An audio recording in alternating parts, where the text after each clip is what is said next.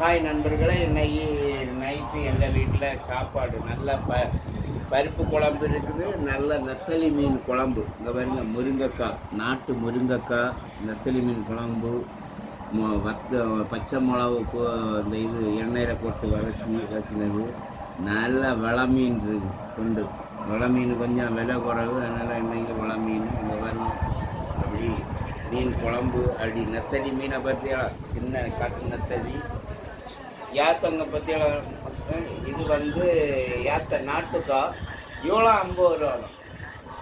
50 ரூபான்னு தான் வாங்கினேன். நம்ம தெரியப்பட்ட ஆள் ஒரு கொண்டு போக அப்படின்னு சொல்லிட்டு சீப்பாக தருவார். மற்ற மாதிரி கடையில் இருந்துன்னா 200 ரூபா கொடுக்கணும், அவர் 50 ரூபாய். நாட்டுக்கா உரம் போட்டது, இனி பழத்தோம்னா நல்லா இருக்கும். பாருங்க, ஆரஞ்சு ஜூஸ்.